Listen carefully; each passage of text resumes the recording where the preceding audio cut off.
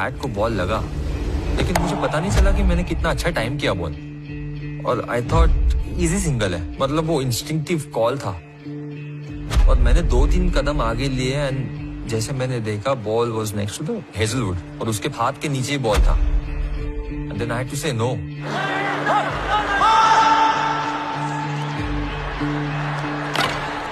Out होने से पहले मुझे लगा कि ये मोमेंट है गेम का, and that's when I had that reaction. I immediately said sorry to him.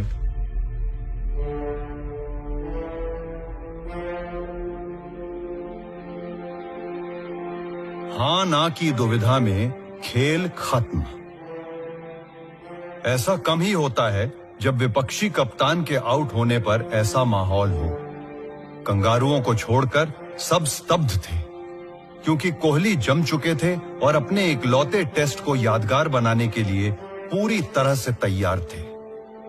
ऐसा हो ना सका और एक झटके में सब कुछ बदल गया। मुझे यही था माइंड में कि शायद ये टर्निंग पॉइंट हो सकता है गेम पे, and that's what happened.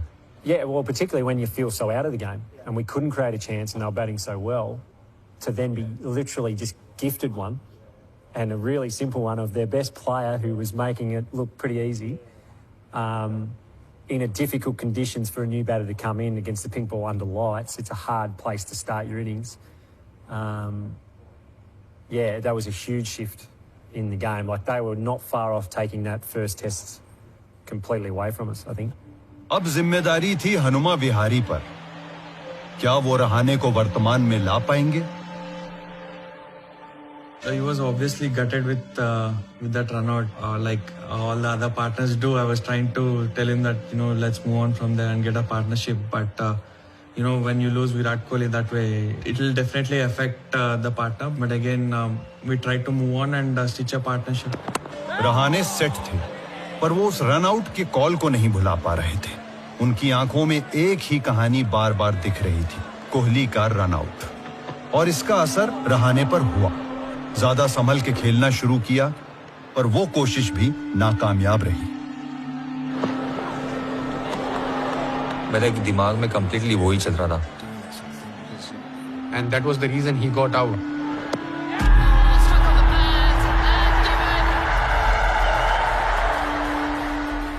Generally वो बॉल में अच्छे फुटवर्क करके मैं मिड ऑन की तरफ खेलता हूँ, but because of what happened 2-3 overs back, वो मेरे माइंड में चल रहा था and I was completely blank.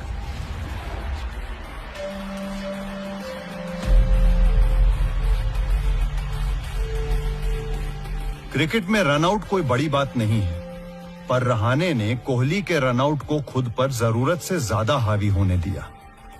झुके कंधों के साथ रहाणे निराश होकर पवेलियन लौटे। When I went inside the dressing room, I went to him and I said sorry.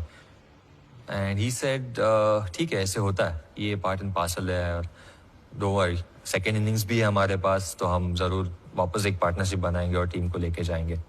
अभी बैटिंग बाकी है, उसके बाद हमारी बॉलिंग भी आने वाली है, so still long way to go in the game. But somehow मुझे अंदर से कहीं ना कहीं लग रहा था कि वो मोमेंट था गेम का, जो रनआउट अगर नहीं होते थे तो शायद गेम अलग दिशा में जाता था, और रनआउट के बाद गेम कहीं और ही चला गया।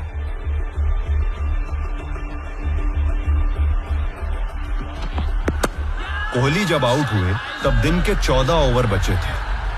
भारत तब तक खेल के नियंत्रण में था और कप्तान पेन को कुछ सूझ नहीं रहा था।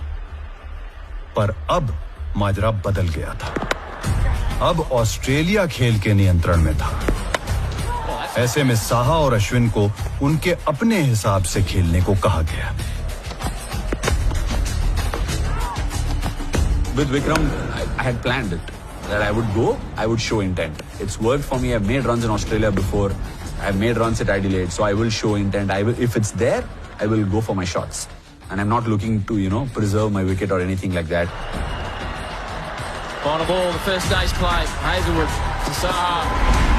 Leaves alone outside of stump.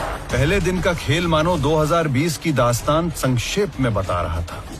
हर तरफ सब सामान्य, पर अचानक एक छोटी सी गलती और भविष्य खतरे में। ऑस्ट्रेलिया हावी था और वो दूसरे दिन के खेल के इंतजार में था। भारत के इस विकेट के बाद सिर्फ निचले क्रम के बल्लेबाज बचे थे, ये बात दोनों टीमें जानती थी।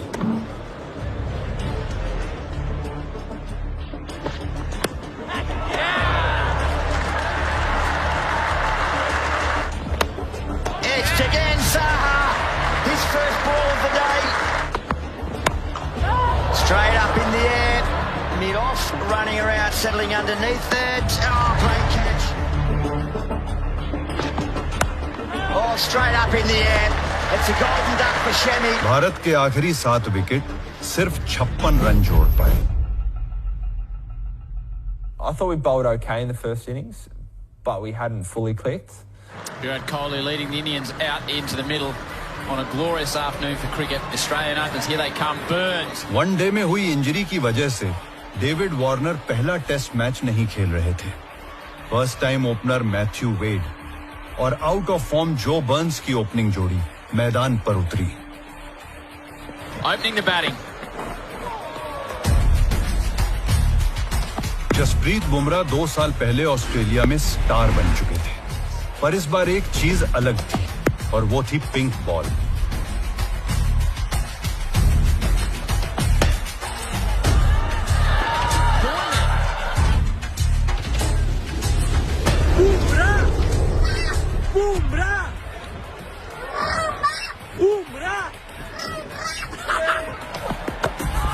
पहली बार पिंक बॉल के साथ खेल रहे बुमराह ने दोनों ओपनर्स को बुमराह स्टाइल में पवेलियन भेज दिया।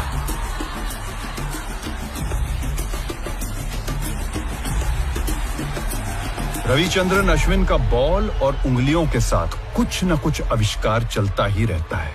प्लेइंग 11 के वो अकेले ऐसे प्लेयर थे जो एक दिन पहले के ऑप्शनल नेट सेशन का हिस्सा बने, इस उम्मीद में कि स्पिन की दुनिया में कुछ नया मिल जाए। Practice session just before the game, right? With Bharat Arun. I tell him I'll get Steven Smith out for you this time.